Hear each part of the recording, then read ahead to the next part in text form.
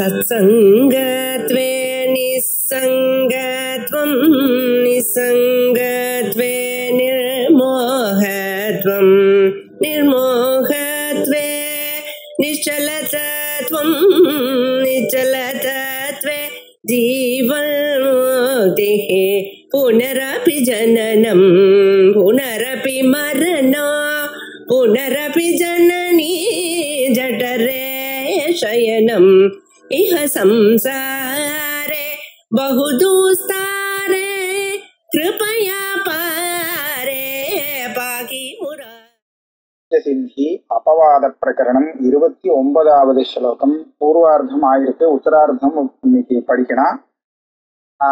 ஸ்லோகத்தை ஆரம்பத்திலிருந்தே சொல்லிடுறேன்.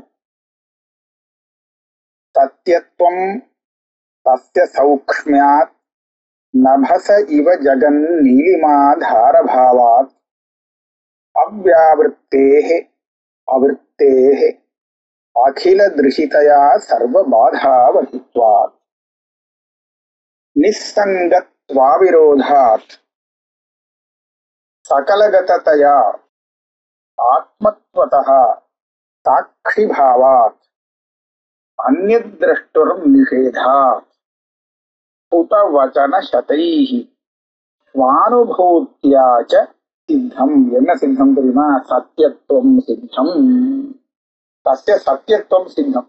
ஆரம்பத்துல சத்யத்துவம் தஸ்யன்னு ஆரம்பிக்கிறதோ இல்லையோ, இந்த சத்தியத்துவம் சத்திய ஆத்மன சத்தியத்துவமானது, அது சத்தியம்ங்கிறது இத்தனை பிரமாணங்கள்னால சித்தமான.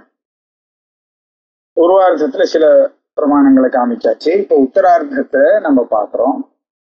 அதுல என்ன சொன்ன? நிஸ்ஸங்கத்வாவிரோதாத் ஒண்ணு. ரெண்டாவது பிரிச்சு வியாக்கியானம் பண்ணலாம். சகலகததயா 2, ஆத்மத்வதः 3, சாட்சி பாவாத் 4, அன்யத்ரஷ்டுர் நிஷேதாத் 5, புடவச்சன சதைஹ 6, ஸ்வானுபூத்யா 7 ஹேத்து பாக்கி இருக்கு இந்த உத்தரார்த்தத்துல. இந்த ஒரு ஸ்லோகத்துக்குள்ள இந்த ஆத்மாவை சத்தியம்னு சொல்றதுக்கு எத்தனை பிரமாணங்கள், அத்தனை பிரமாணத்தையும் உள்ளுக்குள்ள வந்துட்டேன். பூர்வார்த்தத்துல ஒரு 5-6, இந்த உத்தரார்த்தத்துல பார்த்தா 7 இருக்கு. நிஸ்ஸங்கத்வ அவிரோதாத்திர நிஸ்ஸங்கத்வாத் அவிரோதாத்திர 2 வச்சிருந்தோம்னா அதுவே இன்னும் ஜாஸ்தி ஆயிடும், ஒண்ணு கூடும். சரி, என்னத்தான் சொல்றாரு? ஆத்மா சத்தியம்னு சொல்றதுக்கு நிஸ்ஸங்கத்வ அவிரோதாத் அப்படின்னு சொல்லி என்ன காரணம் காண்பிக்கிறார் அப்படின்னு கேட்டா,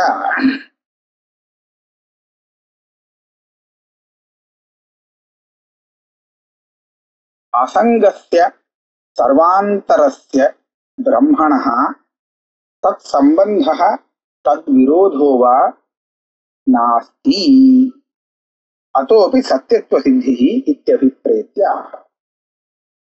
அதாவது எதை நம்ம சத்தியம் இல்லை அப்படின்னு சொல்லுவோம், எது முன்னாடி ஒரு நிமிஷம் தெரிஞ்சு அதுக்கப்புறம் அப்படி இல்லை அப்படின்னு தெரியறதோ அதை நாம சத்தியம்னு வச்சுக்க மாட்டோம். முதல்ல வெள்ளியாக தெரிஞ்சது, அப்புறம் வெள்ளி இல்லைன்னு தெரிஞ்சு போச்சு அப்படின்னா முன்னாடி தெரிஞ்சது வெள்ளி, நெஜ வெள்ளி இல்லைன்னு சொல்லுவோம் இல்லையா? அந்த மாதிரி ஆத்மாவுக்கு ஏதாவது பாத சம்பந்தம் இருக்கா? இதுதான் பாதம்னு சொல்லுவோம். முன்னாடி ஒரு தான் தெரிஞ்சது, அப்புறம் அப்படி இல்லைன்னு தெரிஞ்சதுன்னு சொன்னா இதுதான் பாதம். அந்த மாதிரி இதுக்கு ஏதாவது பாதம் இருக்கா? பாதம் இருந்தா ஆத்மாவும் சத்தியம் இல்லைன்னு சொல்லலாம். ஆனா அந்த மாதிரி ஒரு பாதம் இல்லை. அப்ப நமக்கு ஒரு சின்ன சந்தேகம் வரும், பாதம் வரலைங்கிறதுக்காக சத்தியம்னு சொல்லலாமா? ஒரு அசடு அந்த சுத்திய வெள்ளின்னு நினைச்சிட்டு இருக்கு, ஜன்மா பூரா நான் அப்படியே நினைச்சுட்டு இருக்கான். அவனுக்கு அது வெள்ளி இல்லைங்கிற ஞானமே வரல. அப்படி கூட இருக்கலாம் இல்லையா? எத்தனை பேருக்கு தேகத்தான் தான் அப்படிங்கிற பாவம் போகாமலே இருந்துருக்கு இல்லையா? அப்படி இருக்கும்போது அவளுக்கு பாகம் வரல அப்படிங்கிறதுக்காக அவ நினைச்சது சத்தியம் அப்படின்னு வச்சு விடலாமா? அப்படின்னா சத்தியம்னு வச்சுக்கணும்னு இல்லை, ஆனா சத்தியம் இல்லைங்கிறது வாஸ்தவம். அவளுக்கு புரியாட்டாலும் சத்தியம் இல்லைங்கிறது தானே வாஸ்தவம். பாதம் வராத காரணத்தினால அவ அதை சத்தியம்னு நினைச்சிருந்தாங்க. பாதம் வந்தா அப்ப போயிடும், சத்தியம்னு நினைக்க மாட்டான்.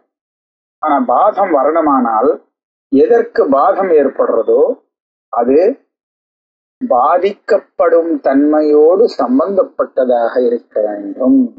ஏன் அது பாதிக்கப்படணும் இல்லையோ?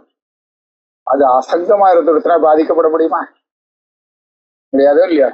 இந்த ஆத்மா நிசங்கா, அசங்கம், எதோடும் ஒட்டல. எதை கொண்டு இதை பாதம் பண்றது? பாதத்துக்கும் எதுக்கும் சம்பந்தம் இல்லைன்னு இல்லையா? நீ பாட்டுக்கு ஆரோபித்தமா ஏதாவது பாத சொன்னேன்னு சொன்னா அது ஆரோபத்தோட நின்று போயிடும், அதுல வரல. அதனால நிசங்கத்வா, ஆகையால இதுக்கு பாதிப்பு வராது. அப்ப இது சத்தியபதார்த்தம். பாதிப்புனா இது பொய்ன்னு சொல்றதுக்கு எந்த காரணத்தையும் காண்பிக்கிறது இல்லை. இன்னொன்னு அவிரோதாத்துல சேர்த்து. முதல்ல இப்ப ரஜதம் தெரிஞ்சது, அப்புறம் ரஜதம் இல்லே அப்படின்னு தெரியும் போது முன்னாடி தெரிஞ்சதுக்கு விரோதமா தெரிஞ்சாத்தானே முன்னாடி சொன்னதை நம்ம பாதிப்புன்னு சொல்லலாம், பாதிக்கலாம், தப்புன்னு சொல்லலாம். முதல்ல ரஜதம்னு தெரிஞ்சது, அதுக்கப்புறம் அந்த ரஜதத்துக்கு பக்கத்துல வேற ஏதோ ஒண்ணு வஸ்து இருக்குன்னு தெரிஞ்சது. அப்ப இந்த ரெண்டாவது தியானம் பூர்வ தியானத்தை பாதிக்குமா? பாதிக்க. ஏன்னா விரோதம் இல்லை. நான் சொல்லக்கூடிய இந்த ஆத்மஸ்வரூபம் இருக்கு, இந்த ஆத்மஸ்வரூபத்தை இல்லேன்னு காண்பிக்கக்கூடிய விரோதி ஞானம் கிடையாது. எந்த ஆத்மஸ்வரூபத்தை நான் சொல்றேனோ அதை இல்லேன்னு சொல்றதுக்கு உங்ககிட்ட எந்த காரணமும் வரது இல்லை. ஆகையால இதுக்கு விரோதியான ஞானம் கிடையாது. இந்த ஆத்மாவுக்கு விரோதியா ஒண்ணுமே கிடையாது. ஒரு அபாவ ஞானம், வேற பிரபஞ்ச ஞானம் எடுத்துட்டாலும் அது விரோதி ஞானம் இல்லை. ஆக இதை பாதிக்க முடியாது. பூர்வ ஜானத்தை உத்தர ஜானம் பாதிக்கணும்னு சொன்னால் அந்த உத்தர ஜானம் பூர்வ ஜானம் என்ன சொன்னதோ அதுக்கு நேர் விருத்தமா விஷயத்தை தெரிவிக்கும். தெரிவிச்சா சரிதான், இது அதை பாதிக்கும் அப்படின்னு சொல்லலாம்.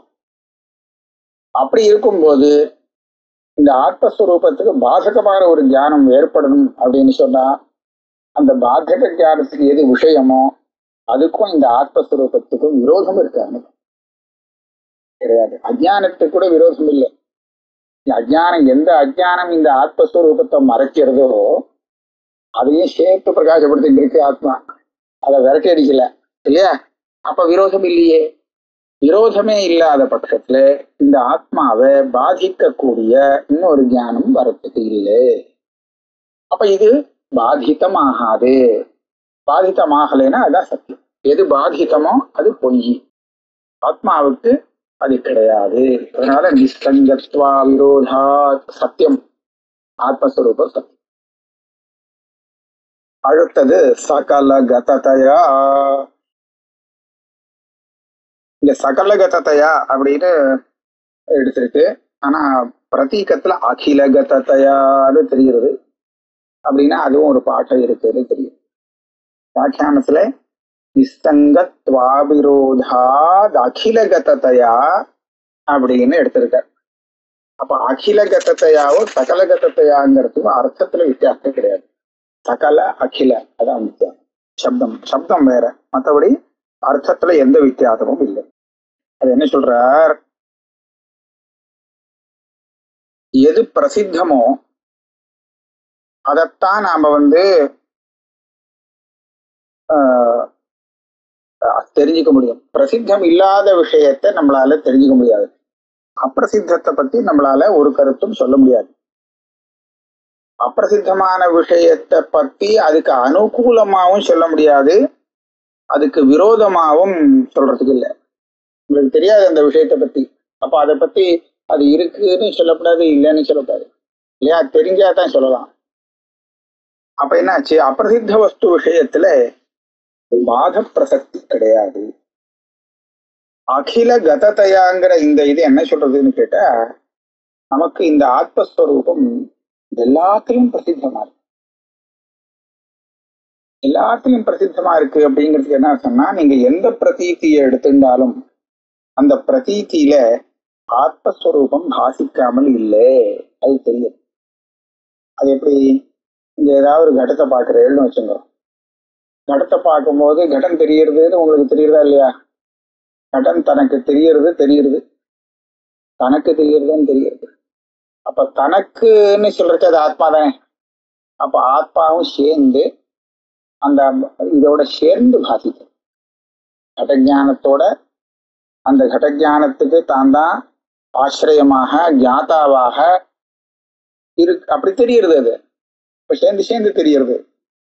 இந்த மாதிரி அகில பிரதீதியில எந்த பிரதீதி உங்களுக்கு வந்தாலும் அந்த பிரதீதியில அந்த ஆத்மஸ்வரூபமும் சேர்ந்து தெரியும். அப்படி இருக்கிறச்சு அது எப்படி பாதிக்கப்படும்? இதை பாதிக்கிறதுக்கு ஒன்றும் வழி இல்லை. இது விரோதமா இல்லை. எல்லாம் தப்போ ரைட்டோ எந்த பிரதீதி வந்தாலும் அதோட சேர்ந்து இது தெரிய ஆரம்பிச்சு விடுறது. இது இருந்தா தான் அது தெரியும். ஆகையால இதை ஒன்றும் பண்றதுக்கு இல்லை. இது பாகம் கிடையாது. அது மாத்திரம் இல்லை, ஆத்மத்வதா அடுத்த ஹேது. அகிலகதயாத்மத்வதா ஆத்மாவானத்தினாலேயே இதை பாதிக்க முடியாது. அது எப்படி? ஆத்மான்னு சொன்னா பாதிக்க முடியாதுன்னு சொல்லலாமா? ஆத்மாவையும் பாதிக்க முடியாது. ஏன்னா எது பாதிக்கப்படுறதோ அதுக்கு பாத்தியம்னு பேரு. யாருக்கு எதனால பாதிக்கப்படுறதோ அதை நாம பாதம்னு சொல்லுவோம். இந்த பாதத்தை யாரு அறிகிறானோ அவனை பாத சாட்சி பிரமாதா அப்படின்னு சொல்லுவோம். இங்க பாதிக்கப்படக்கூடிய விஷயம் பாதிக்கப்படலாம். ஆனா யார் அதை பார்க்கறானோ அவன் பாதிக்கப்பட மாட்டான். சுக்தியில ரஜதத்தை பார்க்கும்போது அப்புறம் எவன் அந்த சுக்தியில ரஜதத்தை பார்த்தானோ அவனுக்கே அது ரஜதம் இல்லை அப்படிங்கிற பாத ஞானம் வரும். இப்ப எது பாதிக்கப்பட்டது? அந்த ரஜதத்தை பார்த்தவனுக்கு எந்த பாதமும் இல்லை, ரஜதத்துக்கு தான் பாதம். அவன் எதை பார்த்தானோ அந்த வஸ்துக்கு பாதம் வருதே தவிர பார்த்தவருக்கு பாதம் இல்லை. அப்ப பார்த்தவன் தானே ஆத்மா. ஆத்மாவுக்கு பாதம் இல்லையானோ? இந்த ஆத்மா தானே தெரிஞ்சுக்கிறது. பிராந்தனாவும் இருந்து அப்புறம் பிராந்தம் போய் பிரமாத்தாவாக ஆகிறான். அதனாலே ஆத்மாவாக இருக்கிறபடியாலே இவனுக்கு பாதம் வராது. இல்ல நான் பார்க்கல அப்படின்னு பாதம் வருவா? சாந்தி ஞானமா வந்தாலும் சாந்தி ஞானம் வந்ததுன்னு தான் எனக்கு இருக்குதா. அதனால ஆத்மஸ்வரூபமா இருக்கிற அந்த விஷயத்துக்கு பாதம் கிடையாது. ஏன்னா பாக்கி எல்லாம் பாதம் ஆனதுக்கு அப்புறம் நீஞ்சக்கூடியதுதான் ஆத்மா. சொல்றது நேத்தி நேத்தி நேத்தின்னு எல்லாம் சொல்லிட்டே வந்துட்டு இல்லை இது இல்லை இது இல்லைன்னு சொல்லிட்டு எல்லாத்தையும் இல்லைன்னு சொல்லிட்டா ஒண்ணுமே இல்லாத போகாது. அங்க ஒண்ணு பாக்கி இருக்கு. ஏன்னா இது இல்லைன்னு தெரிஞ்சுக்கிறவன் ஒருத்தன் பாக்கி இருக்கான். எவன் சொல்றான் அவன் தெரிஞ்சுட்டு தானே சொல்லணும். அவன் நான் இல்லை நான் தெரிஞ்சுக்கல அப்படின்னு சொன்னா பேசாம இருக்கான். அப்ப சொல்லக்கூடாது, இல்லைன்னு சொல்லக்கூடாது. அப்ப இல்லைங்கிறத பார்க்கிறவன் அதுக்கு சாட்சியாக ஒருத்தன் பாக்கி இருக்கான். அதனாலதான் அதுதான் அது அதை பாதிக்கிறதுக்கு இன்னொன்னு கிடையாது. இதத்தான் என்ன சொல்றார்? சாட்சி பாவாத். ஆத்மத்வதாச்சு அடுத்தது சாட்சி பாவம். இந்த புத்தி எத்தனை ஞானம் வந்தாலும் அதுக்கு சாட்சியாக இருக்கிறது அந்த ஆத்மா. ஏன்னா நமக்கு இப்படி தெரிஞ்சது அப்படிங்கிறதுக்கு யாரு சாட்சின்னா நாம தான் சாட்சி. அப்போ புத்திக்கும் சாட்சியாக, புத்தியில வரக்கூடிய ஞானங்களுக்கும் சாட்சியாக, மனசுக்கும் சாட்சியாக அந்த ஆத்மஸ்வரூபம் இருக்கிறபடியாலே இதுதான் அந்த ரஜதத்தையும் பார்க்கறது, ரஜதம் இல்லைங்கிற பாகத்தையும் பார்க்கறது அப்படிங்கிறதுனாலே இது இல்லாம அந்த ரெண்டுமே சித்திக்காது. அப்போ இந்த சாட்சிக்கு எப்போதுமே பாகம் கிடையாது. சாட்சி எந்த ஞானத்தை தெரிவிச்சதோ அந்த ஞானம் தப்பா இருக்கலாம். ஆனா அந்த ஞானம் எந்த சாட்சியால அறியப்படுறதோ அந்த சாட்சிங்கிறது தப்பாக இருக்காது. அது கரெக்டா தான், அது பாகம் கிடையாது. அப்புறம் சொல்றார் அந்நிய திரஷ்டுர் நிஷேதாத். இவன் தான் சாட்சின்னு ஏன்பா சொல்லணும்? மற்ற விஷயங்களை பார்க்கிற சாட்சியா இவன் இருந்துட்டு போட்டான். ஆனா இவன் இருக்காங்கிறத சொல்றதுக்கு இன்னொருத்தனை பிடிச்சி விடலாமே அப்படின்னு கேட்டார். இப்ப இங்க தேவதத்தன் இருக்கான். அந்த தேவதத்தன் இருக்காங்கிறதுக்கு தேவதத்தன் தான் சாட்சின்னு இருக்கா சொல்லணும். பக்கத்துல இருக்கிறவா அதை பார்க்கிறவா அத்தனை பேரும் சாட்சின்னு சொல்லலாமா? அப்ப இந்த ஆத்மஸ்வரூபம் ஆத்மாவா இருந்துட்டு போட்டோம். ஆனா அந்த ஆத்மாவு இருக்குங்கிறதுக்கு சாட்சி சொல்றதுக்கு வேற இன்னொரு ஆத்மாவை பிடிக்கலாமோ இல்லையோ இல்லையா அப்படின்னு கேட்டா அதுக்கு சொல்றாரு இல்லே அந்நிய திரஷ்டொரு நிஷேதாத். ஸ்ருதி என்ன சொல்றதா அந்தர்யாமி பிராமணத்துல நான்யோ தோஸ்தி திரஷ்டா நான்யோ தோஸ்தி ஸ்ரோதா. இந்த வாக்கியம் இந்த சாட்சிய காட்டிலும் வேற திரஷ்டாவாக ஆத்மா இல்லை அப்படின்னா என்ன அர்த்தம்? இது அந்தர்யாமி பிராமணம் வேதாரண்யத்துல அங்க எல்லாருக்கும் அந்தர்யாமியாக உள்ள ஆத்மா ஆத்தர்யாமி இருக்கார் சொல்லிட்டு ஒவ்வொரு பரியாயத்திலையும் ஏஷத்த ஆத்மா அந்தர்யாமி அமிர்தா அந்த அந்த அந்தர்யாமி தான் பண்ணி என்னுடைய ஆத்மா அது அப்படின்னு சொல்ற. அந்தர்யாமிய ஆத்மாவாக சொல்லிட்டு கடைசியில முடிக்கிறச்ச திரஷ்டா ஸ்ரோதா எல்லாம் லோகத்துல இருக்காரு, பாக்குறவன் இருக்கான, பாக்குறவன் கேட்கிறவன் எல்லாம். இந்த பாக்குறவன் கேட்கிறவன் எல்லாம் இவனை காட்டிலும் வேறானவன் இல்லை, அவன் இவனேதான். அந்த ரூபத்துல இருந்துட்டு இருக்கான். நான்யஹா அஸ்தி திரஷ்டா அத்த அஸ்மாத் அந்யஹா திரஷ்டா நாஸ்தி. இப்ப சொன்னா அந்தர்யாமி காட்டினா ஆந்தர்யாமியாக ஆகாத ஒரு திரஷ்டாவை காமிப்பாக்கலாம் அப்படின்னு கேட்டா காமிக்க முடியாது. ஏன்னா நீ எந்த திரஷ்டாவை காமிக்கிறோ அது இவன் தான், இந்த அந்தர்யாமி தான் அந்த ரூபத்துல பார்க்க முடியும். ஆக இவனை விட்டால் வேறான ஒரு திரஷ்டா கிடையாது. அப்போ இது என்னாச்சு? அந்நிய திரஷ்டுர் நிஷேதா. இந்த சாட்சியை காட்டிலும் இந்த சாட்சிய பார்க்கறதுக்கு இன்னொரு திருஷ்டா கிடையாதுன்னு நிஷேதம் பண்ணினதுனாலே இந்த சாட்சி சத்தியம்னு தெரியும். ஏன்னா இந்த சாட்சிய பொய்னு சொல்லணுமானால் இந்த சாட்சி இருக்குன்னு முதல்ல தெரியணும், பார்க்கணும், ஒருத்தன் பார்க்கணும். அப்புறம் அந்த சாட்சி இல்லைங்கிறதையும் அவன் பார்க்கணும், பார்த்தாதான் பொய்னு சொல்லணும். நல்லா கவனிக்க வேண்டியது, இந்த ரஜதம் தெரியறதே, சுக்தியில ரஜதம், ஒருத்தனுக்கு ரஜதம் தெரியுது, இன்னொருத்தனுக்கு ரஜதம் தெரியல, ரஜத அபாவம் தெரியுது. அப்படின்னா அந்த ரஜத ஜானத்துக்கு பாதம்னு சொல்லலாமா? சொல்ல முடியாது. வேற யாருக்கோ ஒருத்தனுக்கு ரஜதம் தெரியுது, பிராந்தனுக்கு ரஜதம் தெரியுது, இன்னொருத்தனுக்கு ரஜத அபாவம் தெரியுது, ரஜதம் இல்லைன்னு தெரியுது. அதுக்காக இவனுக்கு ரஜதம் இல்லைன்னு தெரிஞ்சதுனால அவனுக்கு பாதம் வருமோ? வராது. யாருக்கு ரஜதம்னு தெரிஞ்சதோ அவனுக்கே ரஜதம் இல்லைன்னு தெரிஞ்சாதான் அது பாதம்னு சொல்லணும் இல்லையா? அப்ப அந்த ரீதியில பார்த்தா இந்த ஆத்மஸ்வரூபம் இருக்குன்னு சொல்லி கொடுக்கக்கூடிய ஒரு சாட்சி இருக்குமானால் அதே சாட்சிக்கு அது இருக்குன்னு சொல்லி கொடுத்த அதே ஆத்மா இல்லைங்கிறதும் தெரியுமானால், ரஜதமும் தெரிகிறது ரஜதமும் இல்லைங்கிறது அவன் தெரிஞ்சு போச்சு. அந்த மாதிரி இந்த ஆத்மான்னு ஒண்ணு இருக்கு அப்படின்னு நான் சொன்னேனே, அது இப்ப இல்லை அன்னு தெரிஞ்சு போச்சு அப்படின்னு அந்த சாட்சி சொல்லணும். ஆக யாரு திரஷ்டாவாக இருக்கானோ அவன் தானே ஆத்மானு முன்னாடி சொன்னோம்.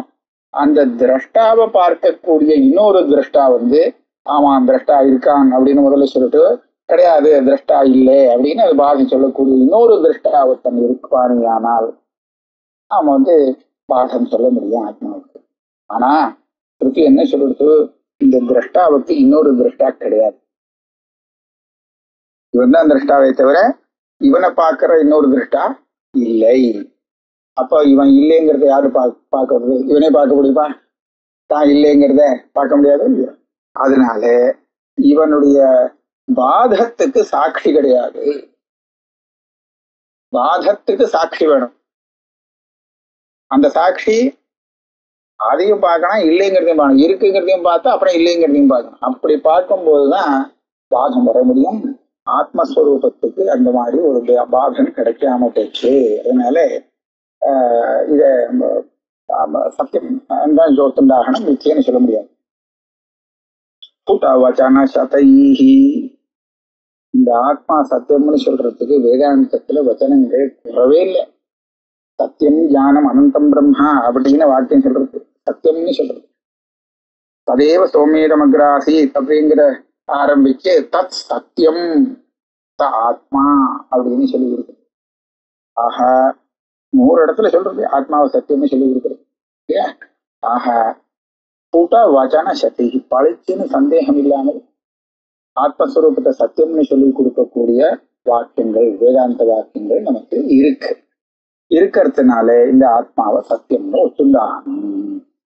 அதுக்கப்புறம் பார்த்தா கடைசி ஹேது ஸ்வானுபூத்யாச சித்தம். இவன் எந்த வச்சனத்தையும் பார்க்கலன்னு வச்சிருக்கான், வேத வச்சனங்கள்லாம் ஒன்றும் கேட்கல. இப்ப அவனை பொறுத்தவரை அந்த வச்சனம் இவனுக்கு சொல்லிக் கொடுக்கறது இல்லை. ஆனா அவன் தன்னை சத்தியம்னு ஒத்துக்கணா மாட்டான். ஒத்துக்கணுமா வேண்டாமா? வேதமும் தெரியாது, ஒண்ணும் தெரியாது. ஆனால் அவனுக்கும் தெரியும். இதுதான் ஸ்வானுபூத்தியா அப்படின்னு சொல்லி. இந்த அனுபூத்தியானா கோபாலாங்கனம் பிரசித்தேன அகமித்யாத்ம பிரதிபாசேன பிரம்மண சத்தியத்துவம் சித்தம். நீங்க விசாரம் பண்ண வேண்டாம், ஒண்ணும் வேண்டாம். அந்த கோபாலாங்கனம் ஒன்னும் படிப்பறிவே இல்லாத, இந்த ஆத்மானாத்ம யோசனம் பண்ணவே பண்ணாத ஆசாமிக்கு கூட தான் இருக்கிறது தெரியுறதே, தான் இருக்கிறது தானே தெரியுறது. அதுக்கப்புறம் தான் இல்லை அப்படிங்கிறதும் தெரியுறதா அவருக்கு? தெரியவே. அனுபவத்துல அவன் இருக்கிறது தான் அவனுக்கு தெரியுறதே தவிர அவன் இல்லே அப்படிங்கிற விஷயம் அவனுக்கு தெரிய மாட்டேங்குது. இப்போது நான் இல்லவே இல்லை அப்படின்னு அவனுக்கு தெரியுறதா? சுடுத்தி காலத்துல இருக்கிறது மாத்திரம் தெரியுது. ஆஹா, இதுதான் அனுபூதி. இவனுடைய அனுபவம், ஒவ்வொருத்தருடைய அவாம அனுபவம் என்ன சொல்லி கொடுக்கறது? இந்த ஆத்மஸ்வரூபம் இருக்குன்னு சொல்லி கொடுக்கறதே தவிர அதை இல்லைன்னு சொல்லி கொடுக்கவே இல்லை. அப்ப என்ன ஆச்சு? அதுக்கு இல்லைங்கிற அபாவமே கிடையாதுன்னு சொன்னா அது சத்தியமா தான். பொய்ங்கிறது இல்லாம போகணும், அது இருக்கக்கூடாது. இல்லாம போனாதான் அதுக்கு பொய்னு பேரு. அப்ப ஆத்மஸ்வரூபம் அந்த மாதிரியாக இல்லை. இதே அனுபூதி சுவானுபூத்தியாங்கிறதுக்கு இன்னொரு அர்த்தம் சொல்றார். ஞானிகளுடைய அனுபவம் ஆத்ம ஞானிகளுக்கு தெரியும். அதுவும் ஒரு நியாயமான வியாக்கியானம் தான். ஏன் அப்படின்னு கேட்டா, ஒரு வஸ்து இருக்கு இல்லைங்கிறத யார்கிட்ட நம்ம பிரமாணமா கேட்டு தெரிஞ்சுக்கலாம்னு சொன்னா, யாருக்கு அந்த வஸ்துவை பத்தி தெரியுமோ அவன்கிட்ட தான் கேட்டு இருக்கா இல்லையான்னு தெரியும். இல்லையா? அதை பத்தி தெரியாதவன்கிட்ட உன்னுடைய அனுபவம் என்ன, இது என்ன இருக்கா இல்லையா அப்படின்னு கேட்டு ஏதாவது தீர்மானித்து வர முடியும் இல்லையா? அந்த விஷயத்தை பத்தி தெரியாதவங்க கிட்ட. அப்ப அப்படி இருக்கிறத அஜ்ஞானிகள்கிட்ட போய் இந்த வேதாந்தத்துல ஒரு ஆத்மஸ்வரூபத்தை சொல்லி கொடுக்குறாளே, அந்த மாதிரி ஒரு ஆத்மஸ்வரூபம் உண்டா இல்லையா நீ கொஞ்சம் பார்த்து சொல்லு அப்படின்னு சொன்னா அந்த வழி நம்ப முடியாது. இல்லை இருந்தா சொல்லுவாங்க, அந்த மாதிரி கிடையாது, எனக்கு அந்த மாதிரிலாம் ஒன்றும் தெரியலேன்னு சொல்லுவாங்க. ஆனால் அவனுடைய வச்சனத்தை வச்சுன்னு நீ தீர்மானம் பண்ண முடியாது. யாருக்கு தெரியுமோ, சிரவணம் மனனம் சாஸ்திரங்கள்லாம் பண்ணி அந்த ஆத்மஸ்வரூபத்தை யாரு தெரிஞ்சிருக்காளோ ஞானிகள், அவாட்ட கேட்கறான். ஆத்மா வேதாந்த சொல்ற மாதிரிதான் இருக்கா, வேற மாதிரியா இருக்கா, நீங்க கொஞ்சம் சொல்லுங்க அப்படின்னு அவாசனத்தை நம்ம அப்படி பார்க்கறச்ச வித்வத் அனுபூதி. இவனே முன்னாடி அஜ்ஞானியா இருந்துட்டு அப்புறம் வேதாந்தம் எல்லாம் படிச்சு அந்த ஆத்மஸ்வரூபத்தை தெரிஞ்சதுக்கு அப்புறம் இவனுடைய அனுபவம் என்ன சொல்றது? இருக்குன்னு சொல்றதே தவிர ஆத்மாவை இல்லைன்னு சொல்லவே. மற்ற விஷயங்களை எல்லாம் இல்லைன்னு காண்பிக்கிறது, ஆனா ஆத்மாவை மாத்திரம் இல்லைன்னு காண்பிக்க மாட்டேங்கிறது. ஆகையாலே சுவானுபூதியும் அந்த ஆத்மஸ்வரூபம் சத்தியம்ங்கிறதையே காண்பிச்சு கொடுக்கிறது சொன்னார். ஆக மொத்தமா இந்த ஆத்மஸ்வரூபம் சத்தியம் அப்படின்னு ஆச்சு. சத்தியத்துவம் தஸ்ய சௌக்ஷ்மியாத் நபசைவ ஜகன் நீலிமா தாரபாவாத் அவ்யாவிருத்தேர் அவிருத்தேஹே அகில திருஷிதயா சர்வபாதாவதித்வாத் நிஸ்தங்கத்வாவிரோதாத் சகலகததயா ஆத்மத்வதः சாட்சிபாவாத் அந்யத் திரஷ்டுர் நிஷேதாத் ஸ்புட வச்சனசதைஹ ஸ்வானுபூத்யா ச சித்தம். அப்போ ஆத்மா சத்தியம் அப்படிங்கிறத சொல்லிட்டார், தீர்மானம் ஆயிடுச்சு. நிறைய யுக்தி சொல்லியாச்சு. அப்போ சத் சித் ஆனந்த அப்படின்னு தானே சொல்ல போறோம். சித் ரூபம்ங்கிறது சொல். வெறும் சத்தியம்னு சொன்னா போறாது, அது சத்து, அதே சமயத்துல சித் அப்படிங்கிறதையும் சொல்லணும் இல்லையா? அதை நிரூபணம் பண்றதுக்காக இங்க சொல்றார், ஏவம் பிரம்மண சித் ரூபத்துவம் அப்படி திருடீகுருவன்னாக ஆத்மத்வா அப்படின்னு. அடுத்த ஸ்லோகம். ஆத்மத்வாத் ஈக்ஷித்ருத்வாத் அகில வசிதயா சாஸ்திரயோனித்வவாதாத் காமாபித்யோபதேசாத் சசி தபன முகத்யோதிபா ரூபதோக்தேஹ சாக்ஷாதேவ அபரோக்ஷாத் அசுகிருத சுகிருதாத்யக்ஷ்ய சாட்சித்வவாதாத் சர்வஜ்ஞ ஞாதி சப்தாத் ஸ்புடவச்சனசதைச்சாபி சச்சித் ஸ்வபாவம்.